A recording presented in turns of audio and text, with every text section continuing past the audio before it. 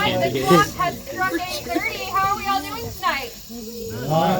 Very enthusiastic, good. We're happy to have you here. This is our Campfire program. Tonight's topic will be on the African American experience during the Gettysburg Campaign. It will run roughly 1 hour, and you are welcome to ask questions at the end of the program or in the middle of it if you are very pressed to do so. My name is Rngr Rachael Nicholas, and again, welcome to Gettysburg National Military Park, whether you're a first-time visitor or whether you are a returning visitor. The Campfire program is one that we have given for years, although we took a bit of a break the past couple of years, so we're happy now to have it back so you can experience the battlefield at nighttime and a more traditional National Park Service experience. Tonight's program is titled Borderline Freedom, the African American Experience During the Gettysburg Campaign.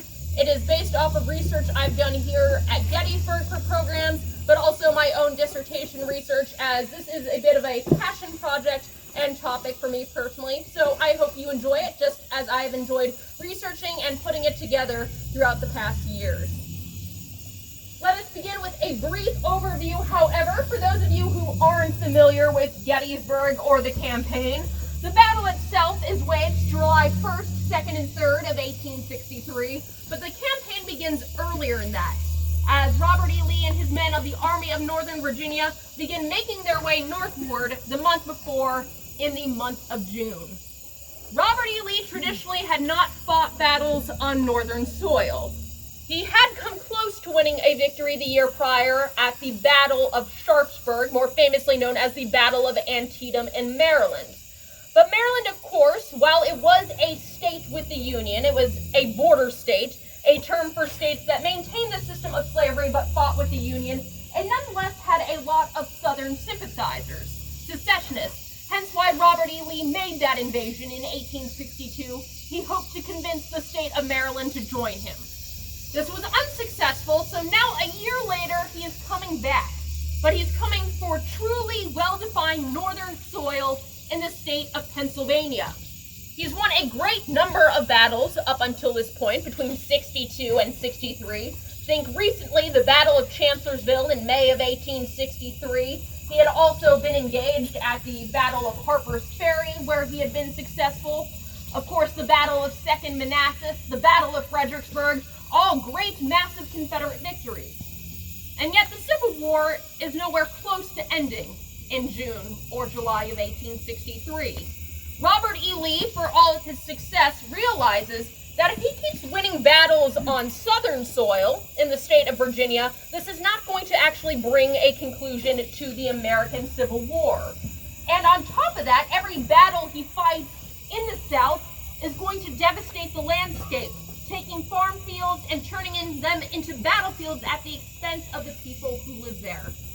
So in June in 1863, Robert E. Lee is resolved to head northward, not only to relieve the people of his home state of Virginia, but he believes if he wins a massive, consequential battle on what is definitively northern soil, he can demoralize people living here in the state of Pennsylvania, perhaps convince them to vote in the coming year for a president who will be more willing to end the Civil War and to end it on terms that recognize the existence of the Southern Confederacy.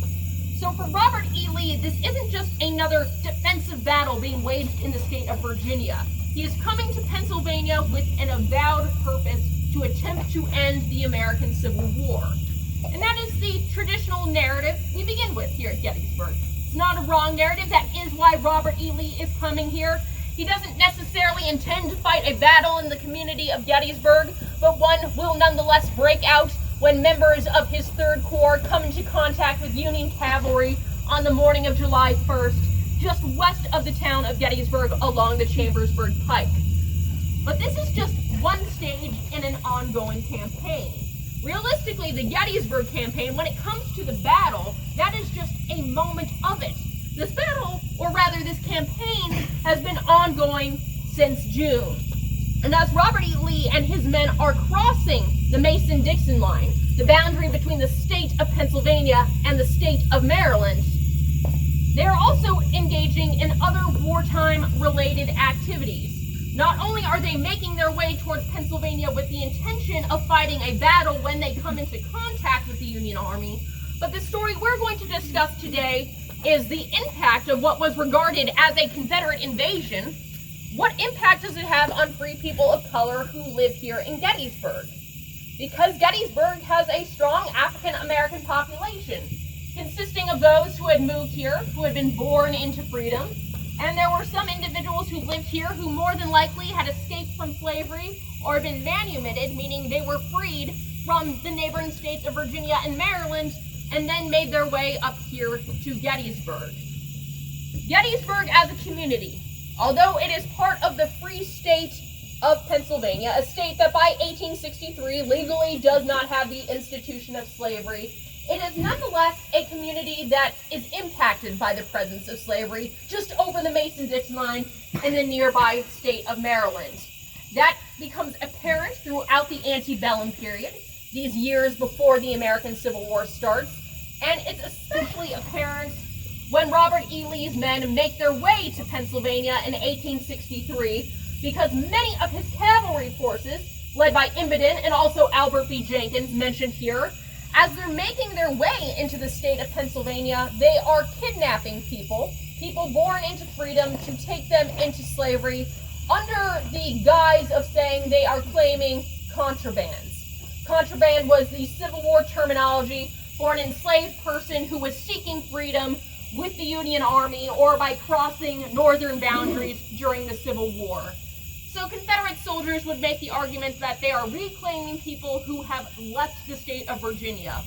But in many cases, as you will see, not only are they going after people who are seeking freedom, but they are sometimes, here in Gettysburg and surrounding communities especially, taking people who were legally free and had been born free. So they find that their freedom, their liberty here at Gettysburg is not only tested in the antebellum period, but it is especially tested when Robert E. Lee conducts the Gettysburg Campaign in June and July of 1863. Do not be distracted by all the words on the screen. That is honestly more so for my benefit. I am rather verbose. But I just wanted to take a moment. I don't know if you gathered that about me as someone who yaps all day long. But to give you a brief coverage, some of the terms I'm going to use. I refer to the Mason-Dixon line between Maryland and Pennsylvania as a border. And that is traditionally what we think of it as, a legal border dividing the state of Pennsylvania from the state of Maryland. Prior to the American Civil War, it was also regarded as being the legal boundary, the legal border between slave states and free states, Maryland versus Pennsylvania.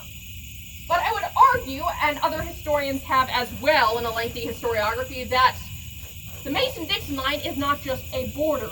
It is a borderland, meaning it is a part of this landscape where opposing forces, like the free labor system or the slave system, conflict with one another and influence one another. By this, I mean the presence of slavery in Maryland is going to affect what freedom looks like for people in Pennsylvania. And simultaneously, the presence of free people of color in the state of Maryland is going to shape what slavery looks like there as well. So it's not that it's just this dividing boundary. One thing exists on one side, one exists on the other, never the two shall meet. Their presence and proximity to one another is constantly influencing each other.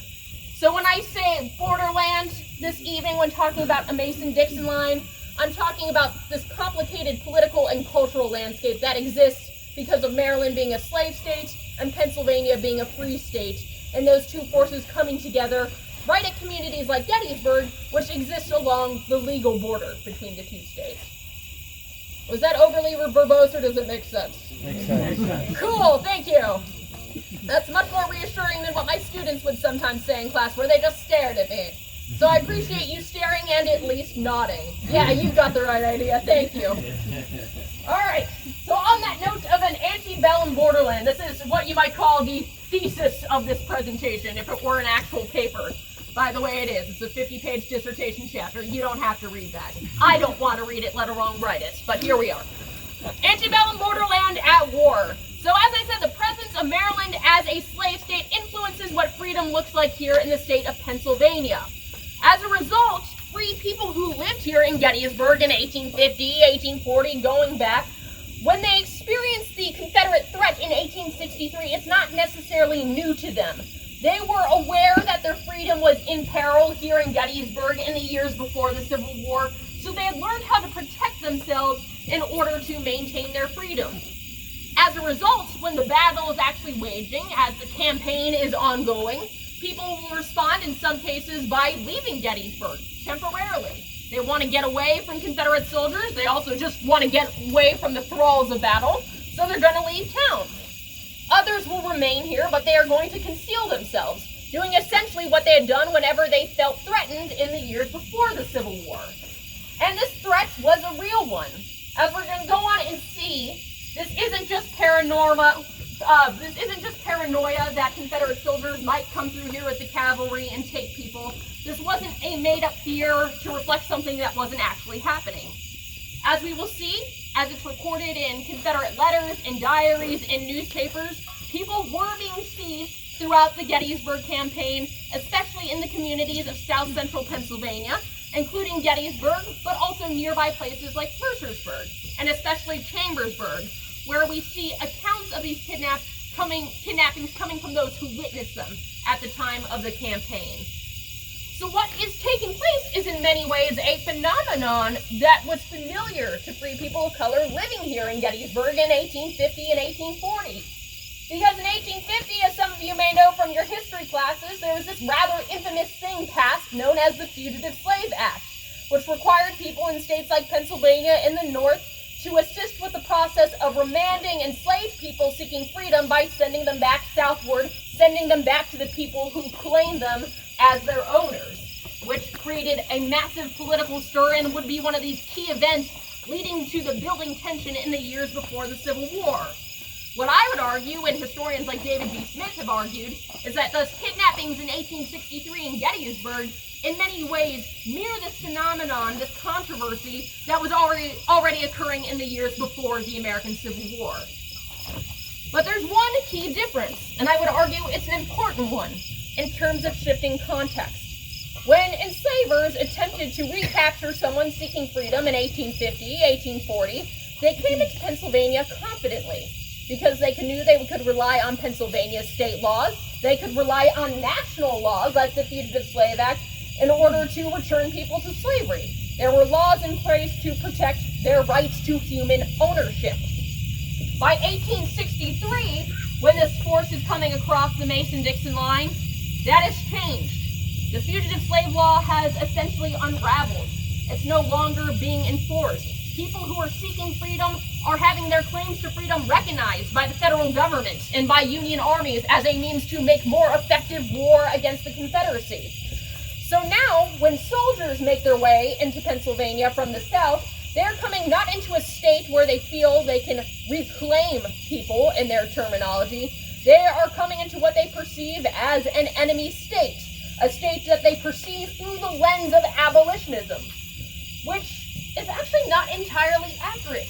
Because while Pennsylvania is a free state, as we're going to see in the years leading up to the American Civil War, freedom was not guaranteed in Pennsylvania. This was not by any means an abolitionist state, although abolitionists lived here.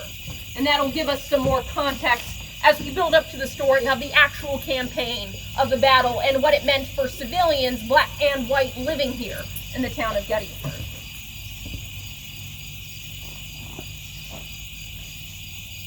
There we go, transition slide. So out of the introduction into, officially, the antebellum period. I've stated multiple times that Pennsylvania is a free state before the American Civil War, but that was only technically true depending on the time period you're working with. Slavery as a system did not just exist in states south of the Mason-Dixon line. Throughout the colonial period, in the days of our founding fathers, slavery existed in all the colonial holdings of Great Britain, and they continue to exist for a period northward as well. And that includes the state of Pennsylvania.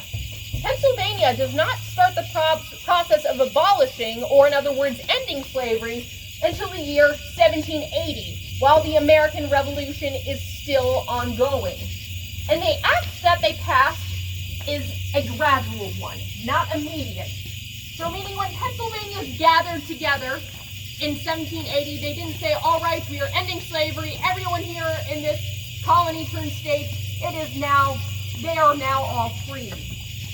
Instead, they enacted a slow process where it took place over time. Per the 1780 Act, any child born to an enslaved mother after the date in which this act was passed would gain their freedom upon turning the age of 28 years old. So imagine you are born and you are told one day you will have freedom, but for now you are forced to bend to the will of everyone around you for the next 28 years of existence where you are not legally recognized, let alone a citizen or as a human being. So the gradual abolition of slavery is this immensely slow process. And for those who were born before 1780, they weren't freed at all. They remained in slavery until they died unless the person who owned them decided to free them. This is why as late as the 1840s, so we're talking less than 20 years before the Civil War, there are still a handful of legally enslaved people living in the state of Pennsylvania. So it is not truly 100% free. And that is going to shape the experiences of those who live here. But notably, although this is not a perfect act, I do not want to phrase it and say it was perfect, everyone gained their freedom. We know that is blatantly not true. It is an important step in the process of abolition throughout the United States. Because this act takes that Mason-Dixon line, which heretofore represents the division between Maryland and Pennsylvania, and now imbues it with significance as a boundary line between slavery and freedom. Meaning it makes that Mason-Dixon line a crossing point. And for those living in the South in bondage, it becomes a symbol of freedom that some will aspire towards by making their way northward on the Underground Railroad. Those who come and arrive and find their freedom, others who are born here free, will start to establish a thriving free community of color here in Gettysburg, especially by the 1850s. I put up some images from some of the well-known names living here in Gettysburg in the 1850s and 1860s. Basil and Mary Biggs, for example. Mr. Biggs was a veterinarian here in town. He owned a property along the Taneytown Road that would be impacted by the Battle of Gettysburg. In the middle, you have John or Jack Hopkins, who was a well-regarded cleaner, janitor who worked at Pennsylvania College, what is now today Gettysburg College. And my favorite individual to talk about is Margaret or Mag Palm, who was a woman who understood that freedom in Gettysburg, while certainly better than slavery in the South, was not perfectly free. If you look at that image, what's interesting about how she's positioned? How's she posing herself? Throwing her hand. Yeah, why do you think she's doing this?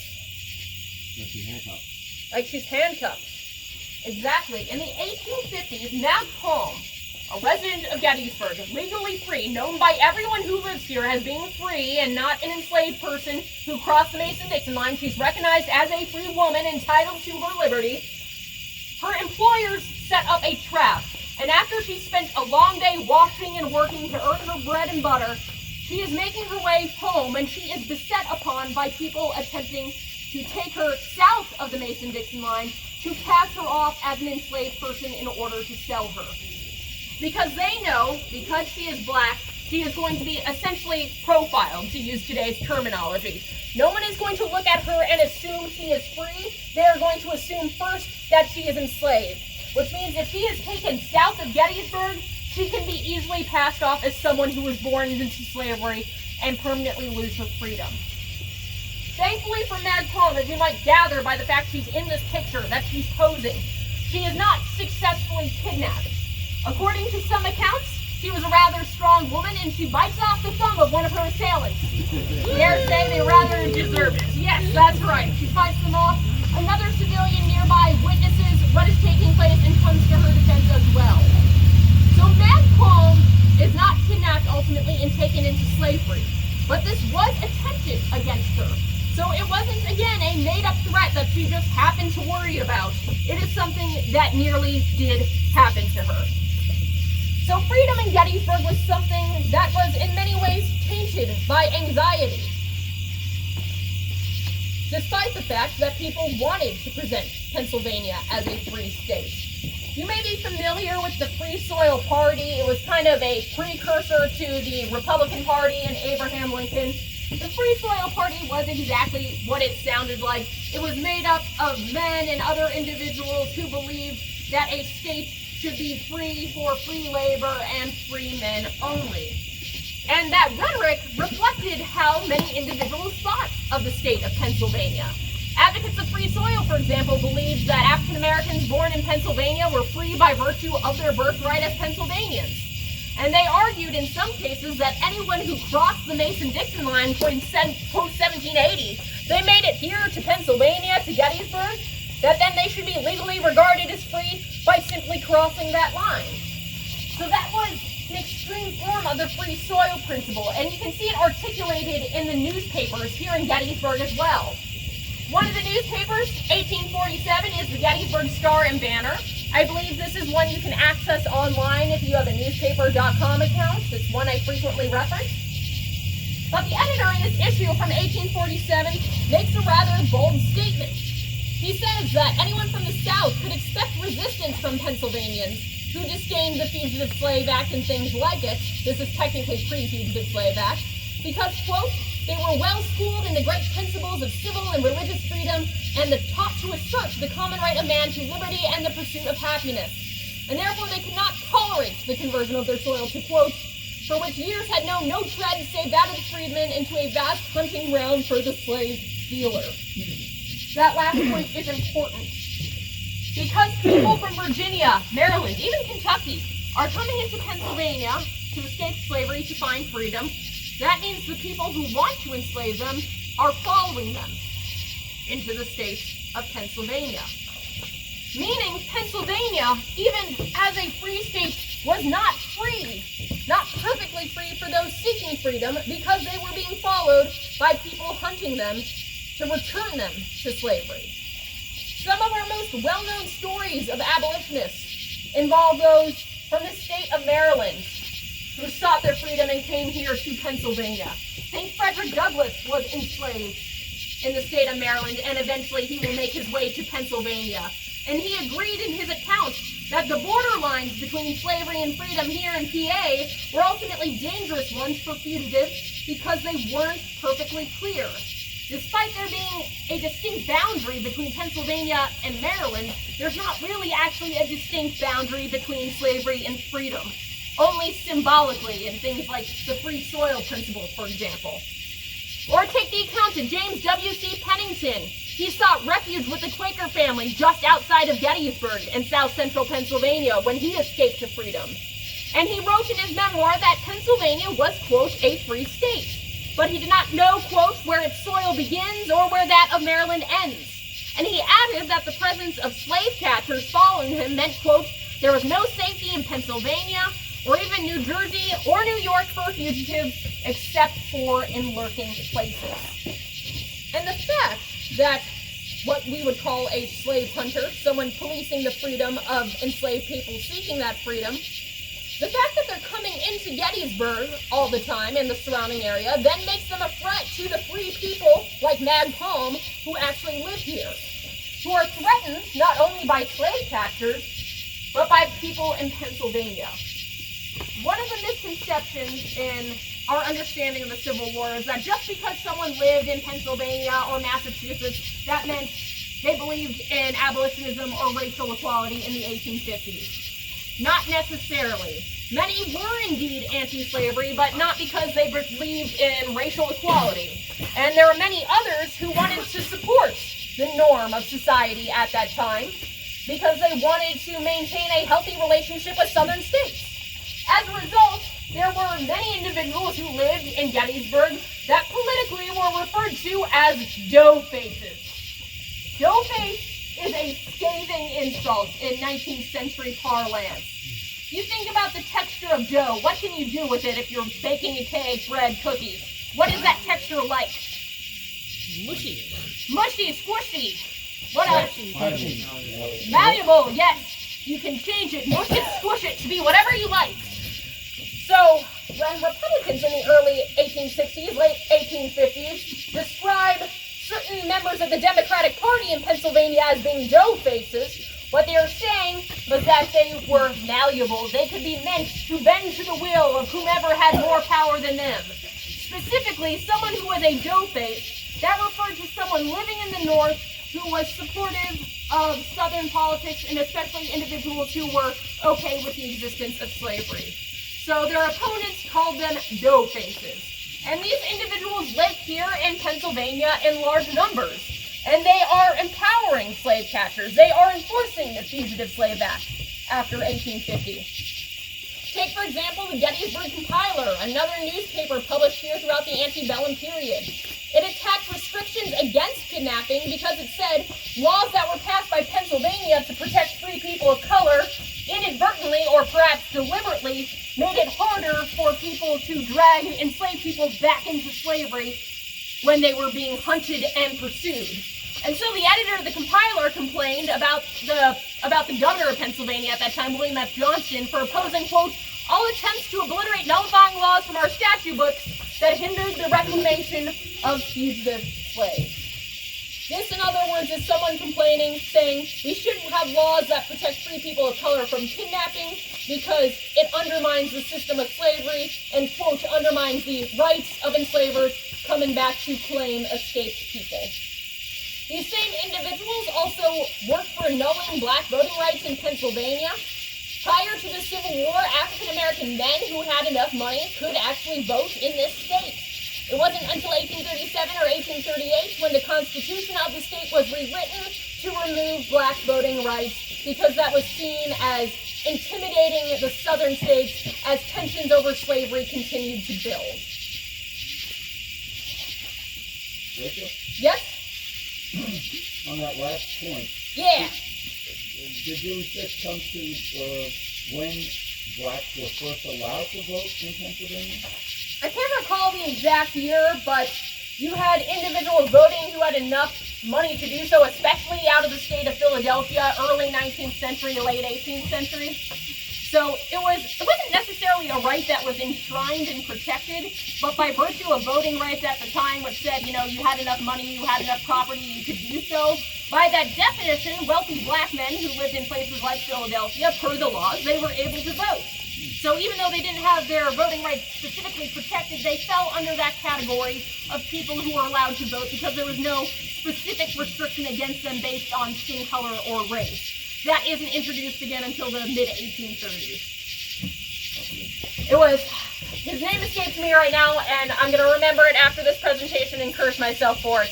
But there is an individual, well-known, wealthy in the state of Philadelphia, a black man who argued that his rights were, quote, sacrificed on the altar of slavery when this constitutional revision was made.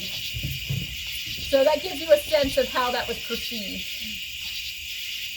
And it's not just general politics that threaten the sanctity of freedom in the state of Pennsylvania. You have something as apparent as wanted ads. You might imagine from the perspective of some of the individuals I introduced you to, Mad Palm, Basil Biggs. They lived in this society. Indeed, their descendants, those who had come before them living in Pennsylvania, had lived in Gettysburg and could open up any newspaper and they could find an article like the one you see printed up there. That is literally a wanted ad for a man by the name of Charles, who had come from the state of Kentucky seeking freedom in August, this is an early one, in 1805. He was apprehended in September, and by November, he is still being held in a jail here in the state of Pennsylvania. And this advertisement was from the jailer, basically entreating the man who owned Charles to come back and take him out of jail and bring him back to Kentucky. So you would see ads like this for people seeking freedom who had been imprisoned and were being held here in Pennsylvania. You would see ads being posted by enslavers offering rewards for individuals who had run away. Take, for example, a man named Luke Adams from Montgomery County, Maryland, really just over the border. His enslaver offers $200 for his return after he escapes due to the burning of 9,000 pounds worth of tobacco, which his enslaver suspects is the reason he flees in the first place. So freedom is something here that is very much colored by the presence of slavery. The fact that someone free could open up an article and see an advertisement just like this for someone just like them offering money for their capture. So freedom is not truly free in the state of Pennsylvania. And it results in individuals who were otherwise arguably free, like Mag Palm, being kidnapped. One of the most famous stories, at least in my research, known among historians, relevant to Gettysburg, is the story of a woman named Catherine Payne. I asked all of you, for those who have been here before, how many of you are familiar with the Abraham Bryan farm on Cemetery Ridge? All right, yeah, I know you guys know it. Yep, and back there. Well, Abraham Bryan, as you may know from any tour you've gone on here at the battlefield, free African-American man, farmer who works here and lives here at the time of the battle. His name becomes recorded in history because his house is right there on Cemetery Ridge and will sustain direct fire during Pickett's charge. Abraham Bryan, at the time of the battle, is married to a woman named Elizabeth. But in 1850, he was married to another woman by the name of Catherine Kitty Payne, a free black woman who had actually been born into slavery in the state of Virginia. She had 3 children, but when their enslaver died, they were inherited by his wife, who decided that she was going to free Catherine Payne and the 3 children. And because they were not legally allowed to stay in Virginia after they were freed, their new enslaver, who has now manumitted them, or freed them in other words, she brings them up to the state of Pennsylvania, and they settle just outside of Gettysburg, here within Adams County.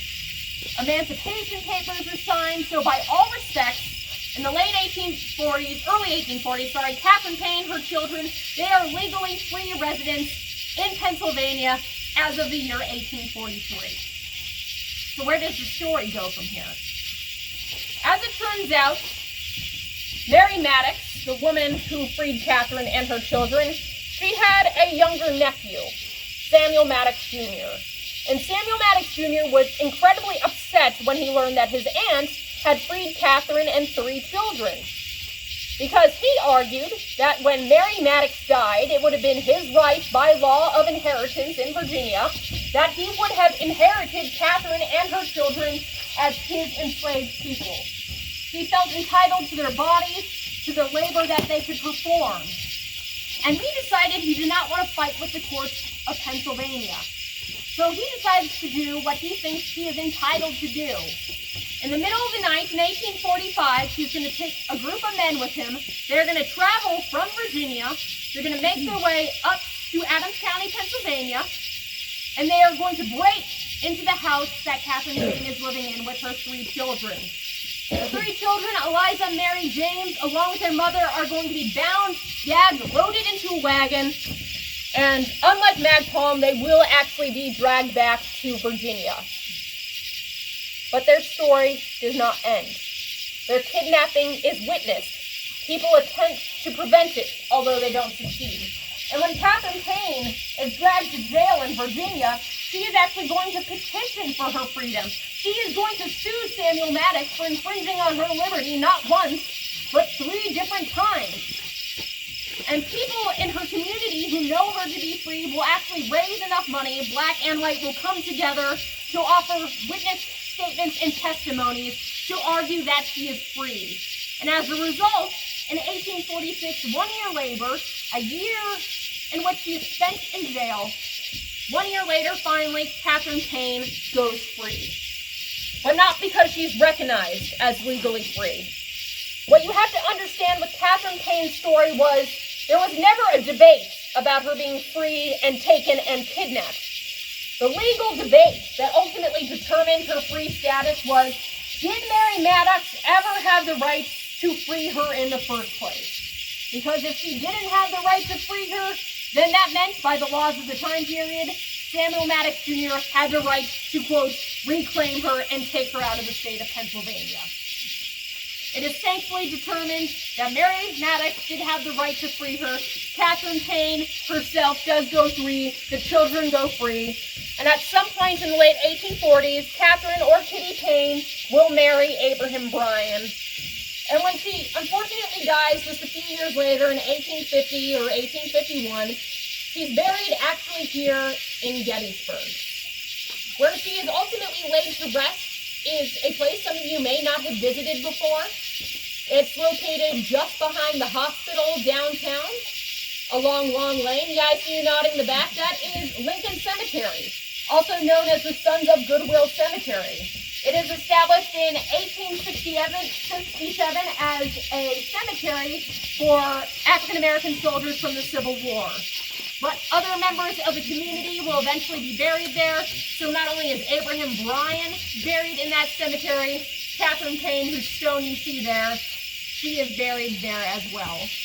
So if I encourage you, if you ever want to go off the beaten path outside of the main battlefield area, walk along Long Lane near the park and recreation area behind the hospital, and you will see Lincoln Cemetery, which is presently being actively preserved here in town as they seek to restore the headstones and even identify other burials there.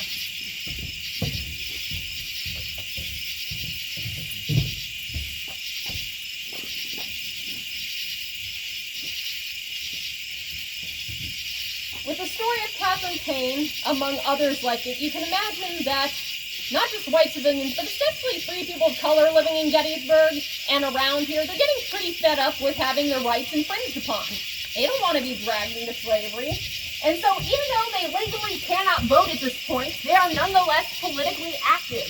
They write to representatives. They raise their voices. In January of 1847, African Americans in Gettysburg actually signed a petition to the Senate and the House of Representatives of PA, where they expressed, quote, their desire to free this Commonwealth from all connections with slavery. And to achieve their aims, they asked Pennsylvania's government to repeal, quote, all laws which permit the holding of slaves for any period of time. In other words, they want to ensure any time an enslaved person is brought from Virginia or Maryland into Pennsylvania, that they immediately go free. Because they recognize that as long as slavery still exists, even though they're legally free, they are not safe as long as that system continues. They recognize living in a borderland like this, they are not safe. And they will realize just how true that is, not in the antebellum period, but when the war itself breaks out in 1861, and especially in 1863. Here's where we get to the narrative you may be excited to learn more about, the actual Battle of Gettysburg, the campaign. The Civil War is going to have an immense impact on the United States of America.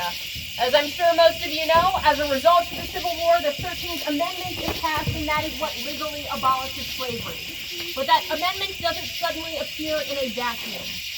In early 1861, people who are enslaved are leaving plantations, they are escaping to freedom, and seeking refuge with Union armies behind Union lines. They're saying, we want our freedom, we are entitled to it, we are going to do what we can to claim it, and we are going to utilize the chaos of war to make this a reality for us. It was not a given in 1861 that the Civil War, if won by the Union, would result in the end of slavery. Especially 1861, 1862, Abraham Lincoln is very eager to keep the state of Maryland in the Union. And remember, Maryland has what system? Maryland is a free state or a slave state? Slave state, exactly. And Abraham Lincoln does not want to accidentally push Maryland into secession and join in the Confederacy, because then that means Washington, D.C. would be surrounded by Maryland and Virginia, which is also a what? Slave state, and notably a Confederate state. So that would put the federal capital in danger. So at least in 1861, 1862, Lincoln is hesitant to advertise ending slavery as a potential way to end the Civil War. The individuals pushing to make slavery the forefront of the Civil War, to bring it to an end as a result of the war, those are people seeking freedom. Sometimes abolitionists as well, but it's people escaping from slavery who make sure that slavery remains at the front and center of issues throughout the American Civil War. These individuals will come to be known as contrabands. I mentioned that term earlier. I won't use it too often because African Americans themselves during the Civil War never call themselves that, because contraband emphasizes property. It says you are illegal, you are an object. But that term was used for exactly that reason.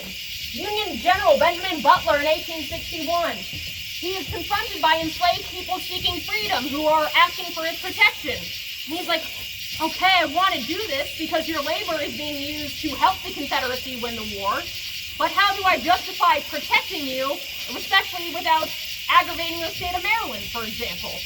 And he comes up with that phrase, well, if you are regarded as property by the South, then that means I can claim you as property or contraband of war. And that is his workaround to initiate what will become the first step in a much more complicated, long-term, gradual abolition process that eventually culminates in the 13th Amendment.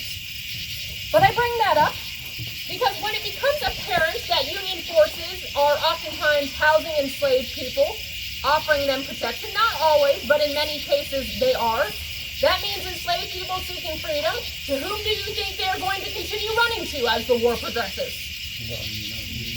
Union Army, right? They're not certainly running to the Confederate Army in this case. So that means when Confederate soldiers come into the state of Pennsylvania in 1863, this is a place where they expect to find, quote, contraband of war. It's where they expect to find freedom seekers. And it's in this expectation that they will either accidentally or, I suspect, deliberately go about seizing free people of color without actually clarifying whether or not they are free or enslaved. That is because as Confederate soldiers come here in 1863, they look at Pennsylvania and they don't see just an enemy state. They see a mean enemy state that is filled with fanatical abolitionists, the people they blame for starting the war in the first place. And you can get that impression from some of their quotes. As they come into the state of Pennsylvania, they do it through a stark, dividing lens. That is sometimes expressed through comments on slavery, but in more humorous, if not offensive quotes, and how they portray women. You want a sense of how Union soldiers and Confederate soldiers viewed the Confederacy and the Union respectively, look no further than their letters and diaries and their comments on the women they encounter. Confederate men coming into the state of Pennsylvania, in order to portray it as an enemy state that was inferior to the South, they did not portray it just in terms of abolitionism. They referred to it as being a land where all the Dutch girls are horrid ugly, as one individual said. This is a part of a phenomenon a friend of mine, Chuck Wellsco, identified in which Southerners wielded what he called cultural cartography to confirm the superiority of South over North by saying, our women are beautiful, genteel Southern belles, and your women in Pennsylvania are horribly ugly and look like men. You get a lot of comments like that in the letters and diaries. Because why insult politicians when you can take jabs at the local women? It was a lot easier for them to do so. And this dichotomous language of making South and North seem so different from one another carried over into how they perceived slavery or freedom. Take, for example, James Henry Hendrick, a member of the 1st Texas, who will be fighting down in the vicinity of Little Round Top on July 2nd. He wrote home to his mother saying, quote, here in Pennsylvania, we are now in the worst abolitionist country in the world. He added that the ladies in abolitionist cities despise us, and that he has not seen, quote, a secessionist save one or two north of Masons and Dixons. Now, as earlier parts of my PowerPoint indicated, that's not necessarily true. While you may not necessarily have hardcore Southern secessionists living in the state of Pennsylvania, you saw we have the, quote, Doughface politicians. You absolutely have people who are trying to maintain positive relations between North and South at the expense of free and enslaved people. But James Henry Hendrick isn't seeing that in 1863. He's not seeing a state that has wrestled with its responsibilities to its own citizens and to bonds between North and South. He's coming up here and seeing what is flat out an enemy abolitionist state, which made sense for him to think that way because it is 1863. The war is ongoing, and unfortunately, it is at this point nowhere near over. This dichotomous language, this interpretation of Pennsylvania being a completely different state, far removed from the South, thus translates into actions against the state when Confederate forces make their way north. Although Robert E. Lee is very stern and strict, he says he doesn't want his soldiers engaging in relentless pillaging, he doesn't want them harassing people in the north. That doesn't extend to individuals who are associated with abolitionism. Thaddeus Stevens, he has a statue in town right along Baltimore Street outside of the courthouse. Well-regarded figure associated with the Lincoln Cabinet, and on top of that, well-known abolitionist. He had an ironworks located here in Pennsylvania, about 20 minutes outside of where Gettysburg is. And according to a Confederate soldier, the destruction of this ironworks, which should be burnt to the ground during the Gettysburg Campaign, he says it's only done to weaken the enemy. But if you look at other quotes coming from men who have participated, you can see that they view Thaddeus Stevens, and by extension the entire state of Pennsylvania, as an abolitionist state that is hoarding and stealing their, quote, enslaved people from them. Samuel W. Eaton will write, for example, that Stevens was a bitter enemy of the South. A Louisianan referred to Stevens as one of the, quote, vilest, most unprincipled, and most fanatical of the Yankee abolition congressmen. Or pointedly, an individual, Mr. Sweeney, who was put in charge of watching Thaddeus Stevens' ironworks. He asks General Jubal Early, who comes through to burn them, he says, please will you spare them on account of the hundreds of men who are poor and who labor here for their bread and butter. To which Early says that destroying the ironworks was as much about hindering the Northern war effort as it was about avenging slaveholders. Because he states, quote, Mr. Stevens is an enemy of the South in favor of confiscating their property and arming our enslaved people against us. So make no mistake, when the Battle of Gettysburg rages, even though you don't see large narratives about slavery in the aftermath, you hear about the glories of Pickett's charge, for example, slavery is still on the minds of many of these men as they come forward, even if they were not necessarily slaveholders themselves. They look at Pennsylvania and they see it as an enemy state that has started a war on the basis of abolition, and that is firing their sense of vengeance, at least in some cases. That is an image of the ironworks. As you can tell, a very old one. It's not the clearest. We make do with what we have here. But I bring that up because if they're willing to burn ironworks, property, when Robert E. Lee had said, you're not supposed to be pillaging and causing trouble, then what does this mean for free people of color living in Gettysburg? People who, as we've seen, can easily be mistaken or perhaps deliberately mistaken for being enslaved. As a result, many African Americans living here in Gettysburg, individuals like Abraham Bryan, for example, who you saw earlier, Basil Biggs, they leave during the campaign. They do not stay here in Gettysburg. In the words of Tilly Pierce, you might know her as the young 15-year-old girl who saw and recorded her experiences of the battle. She wrote quotes about Gettysburg's African-American community that they regarded the rebels as having an especial hatred for them and believed that if they fell into their hands, annihilation was sure. I can see them yet, she wrote. Mothers, anxious for their offspring, would stop for a moment to hurry them up, saying, for the Lord's sake, you children, come along right quick. If the rebels catch you, they are going to tear you all up. Tilly Pierce, you might note, isn't exactly the most sympathetic. She describes the exodus, the flight of people going further north to protect themselves. She describes it as an amusing scene. But for those running, it was not amusing. And for those running, you can see they're prepared. She talks about them being ready to go. So if you read through this quote, read against the grain, not only do you see Tilly Pierce's apparent lack of care or concern as a 15-year-old girl at this time, but you can also see she's documenting that people in Gettysburg, the black community, were prepared if they were going to be attacked. They knew they were in danger. So this is a quote that expresses them essentially having packed bags ready to go. They had learned from their experiences before the war. They're getting out of here as quickly as possible so they are not seized. Owen Robinson is another example of this. You can see him pictured at the middle of the slide. That image is actually from his obituary. He allegedly died at the age of 110. Pretty cool.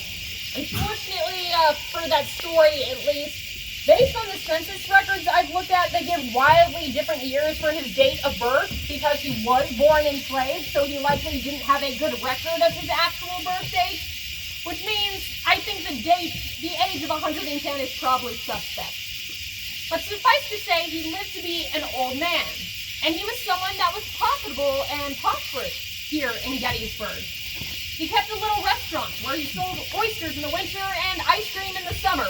Think of him as the antebellum Mr. G. He's providing the ice cream in the summer times, for those of you who like that stuff. According to a young man, Charles McCurney, Robinson came to his father shortly before the battle and asked for his help. Robinson wants to leave Gettysburg. He wants to get out of here, and he's afraid for his freedom. So he goes up to Charles McCurdy and his father, who of course are a white family, and he asks them, will you please keep my pigs for me, my property? Will you protect them in a stable while I'm gone? McCurdy's father, I would say being a bit more sympathetic than Tilly Pierce, says, yes, I understand why you're concerned. I will watch your pigs for you while you go.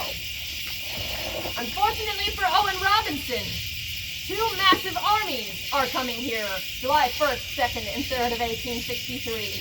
Those men are thirsty, and they are also probably what? They're hungry. And unfortunately for the pigs, or the aggrieved porkers as he calls them, which to me is just the funniest turn of phrase in human existence, the pigs make known their wants in a loud and vociferous way. In other words, the pigs are also hungry, and they're making a lot of noise, which, who do you think that attracts? Attracts the hungry soldiers. And so, in the words of McCurdy, when Robinson returns after the battle, safe and sound, if he ate pork the following fall, it was not of his own raising. Those pigs did not survive the Battle of Gettysburg. May they rest in peace. So, somewhat humorous anecdote for a situation that, by and large, is in no way, shape, or form humorous. Owen Robinson gets out of Gettysburg. Abraham Bryan, who we mentioned earlier in connection with Catherine Payne, he leaves during the battle. James Warfield, who's a blacksmith, his property is just off, a little to the right behind us. The Warfield property is right at the intersection of the Millerstown Road and Emmitsburg Road. He will leave as well. But not everyone does. Which makes sense. Not everyone has the means to pack up and leave, to leave behind their homes and property. Some individuals ultimately, although they know they're at risk of being kidnapped, they will stay here in Gettysburg. They will stay and hide, conceal themselves in basements. And they will do so despite the risk of being captured, which, as I said, is a very real one. Take this account from Rachael Nicholas of Chambersburg, about 20 to 30 minutes west of Hare. She describes the black community in her town as running as fast as they could on all kinds of horses, getting out of there as quickly as they could, because she says there was a real panic. A biracial man with a mixed indigenous and African ancestry named Joseph R. Winters. He composed a song documenting the flight of people.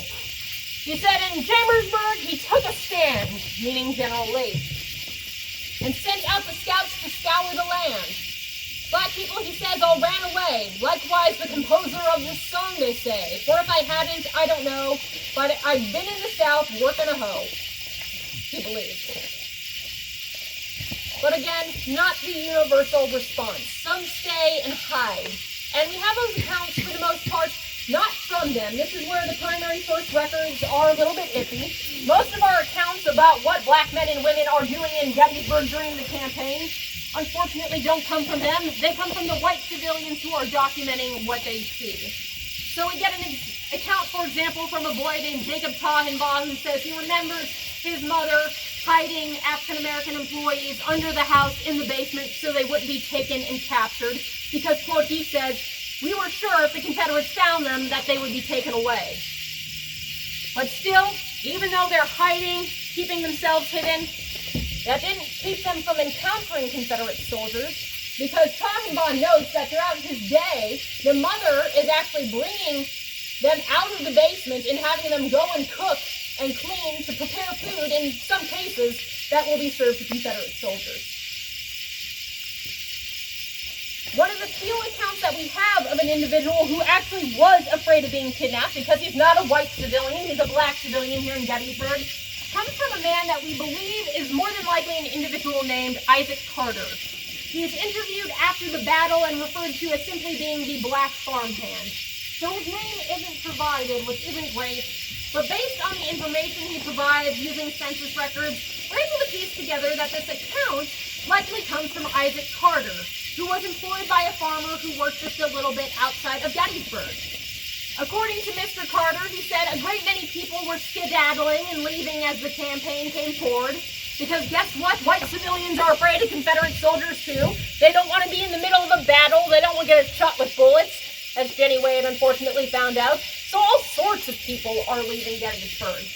And in many cases, they had been leaving only to discover that the presence of the Confederate forces had been a false alarm. Due to that, Isaac Carter's employer says, finally, no more, we're not running, we're staying put.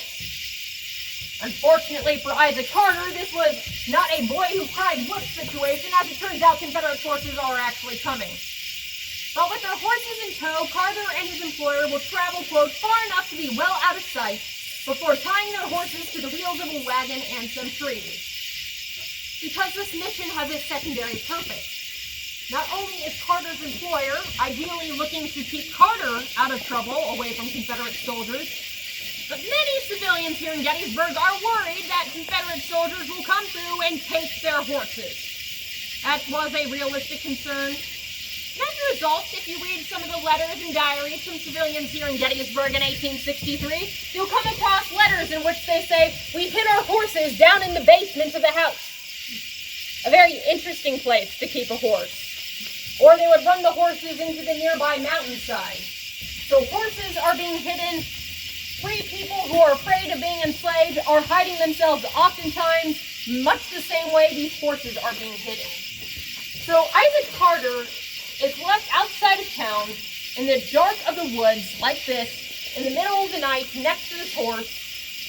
And he doesn't know if he's going to be safe. He doesn't know if he's going to be found and captured.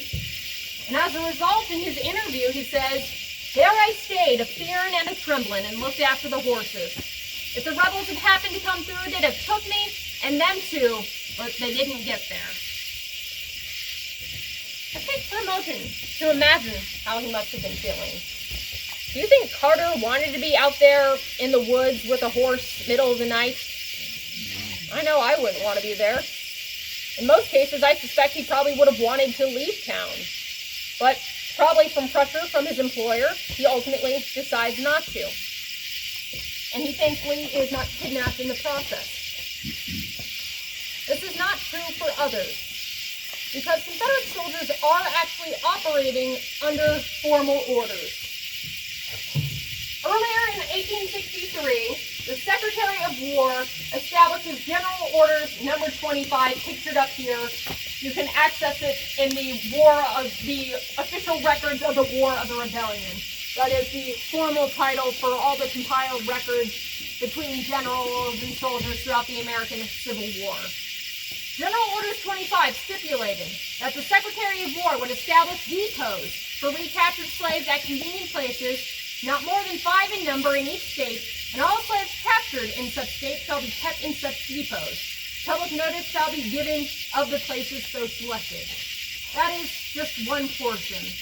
But the essence of the orders is, if the Army of Northern Virginia, or any Confederate army, comes across someone that they think is, quote, a fugitive slave, then they have orders, they are authorized to round them up. So this is providing the context for what eventually becomes some of these kidnappings in Gettysburg. And indeed, there are several. One woman who's lucky to escape is a woman by the name of Elizabeth Butler. The image you see there is a modern one of Christ Lutheran Church. It was used as a hospital during the battle, but it was here during the Civil War. It was here prior to the Civil War. When up in that belfry, supposedly, Elizabeth Butler, a black woman who lived and worked in town, she said that she was rounded up, captured, and dragged off, presumably to be sent to slavery. But she breaks away, and according to her story, for the next 2 days, she hides up in that belfry. We're not actually sure if that is true, because the account says it happened on July 1st. July 1st, 1863, Gettysburg is swamped with soldiers, people who are going to make use of high points. More than likely, if she did hide in the belfry, it was during Jubal Early's raid several days before in late June. But in either case, this is a story that is nonetheless passed down of someone who was rounded up and only by the hair of her neck eventually gets away. And others were not as fortunate as Elizabeth Butler, especially over in Mercersburg. in Chambersburg. A professor of theology at Mercersburg Theological Seminary described the misfortunes that befell the African American community that remained in Mercersburg while the campaign was ongoing. He wrote that on June 19th and on June 26th, a band of Virginians came to town on a regular slave hunt, which presented the worst spectacle I ever saw in this war. They proclaimed first that they would burn down every house in which they harbored a fugitive slave and did not deliver him up within 20 minutes. And then they commenced a search upon the houses on which all suspicion rested. He wrote afterwards, they succeeded in capturing several contrabands, among them a woman and 2 little children. Contraband. Again, a specific term that technically meant someone who was a freedom seeker, someone who had escaped slavery. But oftentimes white civilians use the word interchangeably with black. So we don't know if these individuals taken were actually enslaved. They may have just been free people in Mercersburg. And that plundering continues on June 27th when Schaff himself says, actually, I did see someone who I know to be free was captured. He wrote that John D. Imboden's men come into the town of Mercersburg with several individuals that they identify as Virginia slaves. He wrote, however, I was positively assured that 2 or 3 of them were born and raised here in this neighborhood. One, Sam Brooks, split many a cord of wood for me. So this is evidence that, yes, free people were being taken as a part of this campaign. And we have that account not just from staff and those who witnessed these things, but Confederate newspapers, especially in Richmond, would publish notices of free people being put in prisons there. Notably, Castle Thunder. While staff doesn't know where Sam Brooks was taken, we know a Chambersburg resident by the name of Amos Barnes, a free black man, is captured during the battle, during the campaign. According to Barnes, he actually follows the Confederate Army into Virginia, and he's told that eventually he's going to be released when they reach Martinsburg, West Virginia. But when they reach that area, which mind you has only just become West Virginia as of, a little bit before, when he reaches, however, Martinsburg, instead he says he is sent with other black captives to Castle Thunder in Richmond, where enslaved people, where free people of color, where political prisoners, where Union soldiers are ultimately kept. And he stays there until eventually he's given a little more freedom of movement. He'll work at a nearby hospital, he'll work on a boat carrying wood to Richmond, and eventually, from the scrap money he's able to get, he actually raises enough money to bribe a Confederate prison guard to send a letter for him up north. And when that letter is received, people will intercede on his behalf and bring him back, and he will receive his freedom. But this is an example. Amos Barnes, we know, a free man living here, who is nonetheless captured, taken to a prison in the South. And while he is there, he is in the presence of a young African-American child kidnapped from nearby York, Pennsylvania. So it's not just grown men being seized, but women and young children as well. And according to at least one historian, there seems to have been, at some point, at least 16 different free people from the state of Pennsylvania being kept in that specific prison.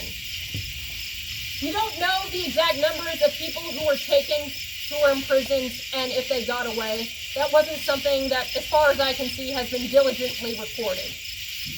But we know what impact it had on those who suffered. The account up here is actually a letter, you can see, from after the war. 1866. A woman by the name of Priscilla Marshall, who lived nearby in Greencastle, Pennsylvania. Several of her children are going to be taken from her by soldiers, Confederate cavalrymen, as the campaign takes place throughout June of 1863. So after the battle, she's going to petition the Freedmen's Bureau, which one of its many jobs is reuniting people separated by slavery, and she asks for help locating her children. So a letter is sent by her, by people she knows who testify that, quote, according to her, we do certify that we are personally acquainted with Priscilla Marshall, and that an armed rebel force claiming to be under the command of General Jenkins of the rebel army in the year 1863 did by force take 3 of her children, Rosa, Sally, and Jack, and from your correspondence we believe the last 2 named are in your care. And that is true. Sally and Jack, we see in a follow-up letter, they are reunited with their mother. They actually appear in the 1870 census with her. But the eldest child, Rosa, who is there in the 1860 census, she's not there in 1870. There's no letter that at least I know of yet in which it documents her being reunited.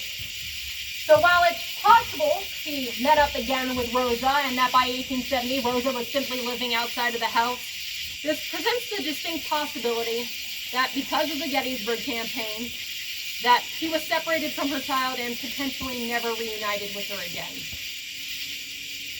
I bring this up because this is a story worth knowing and telling. We know the tragedy of Gettysburg. We know the 50,000 casualties on this very field where now we sit and listen to this program.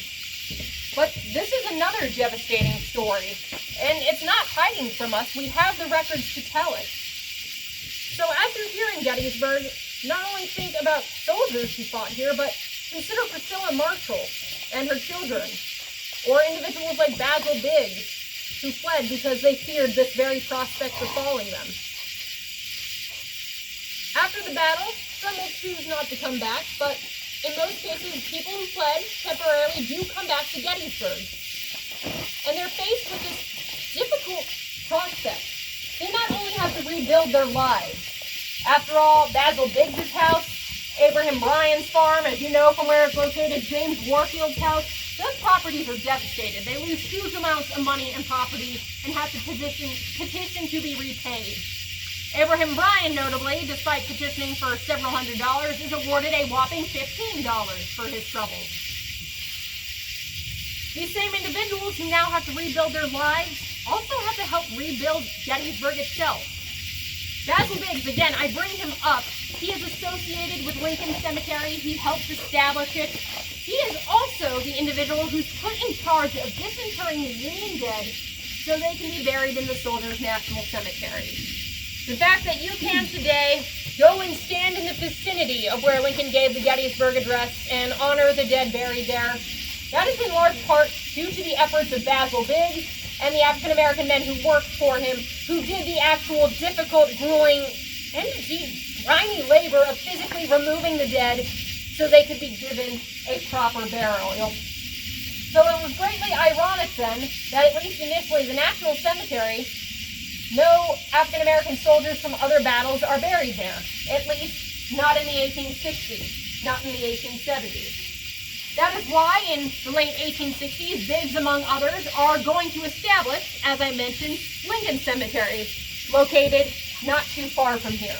They will establish that as a cemetery for their veterans, because the National Cemetery won't be properly integrated, at least for the Civil War dead, until Henry Gooden is buried there in 1884. So the presence of this cemetery, which you can still see today, it is a commemorative effort on the part of African Americans in Gettysburg to not only tell their story, but to honor the stories of those who died in battle, as many African Americans living here in Gettysburg and the surrounding area will enlist to serve with what was known as the United States Colored Troops in 1864. They saw how their freedom was threatened, and so now when they have the opportunity to enlist, many of them will, and they will fight in 1864 and 1865. And this cemetery in the late 1860s would be established particularly for them. Roughly 30 veterans would be buried there. And today you can go and visit them. You can see other civilians who are buried there. As I mentioned, Abraham Bryan is buried there. Basil Biggs and his wife Mary are buried there, because the Lincoln Cemetery Project Association is holding that space and preserving it. It had fallen into disrepair. It wasn't in a good state. It's not a part of Gettysburg National Military Park, so we have no say over its condition. But luckily this association was formed, and now historian Gene Green, who is the caretaker of the cemetery, they have done a lot to preserve it, and again to also identify previously unknown burials there, to ensure that when you come to Gettysburg, you can get more history, you can get more of these stories, in addition to your traditional battle narratives of the stories of Cemetery Ridge and where we are here on Seminary Ridge. Now, as you noticed, probably by my flub of cemetery and seminary, I'm getting a little tired. My voice is tired. And I imagine you are as well, because I've gone about 9-10 minutes over, so my apologies. But I would like to thank all of you for coming out this evening. If you have any questions, I'm happy to stay and chat with you afterwards. But otherwise, I hope you've had a great evening and that you continue to enjoy your time here. Thank you all.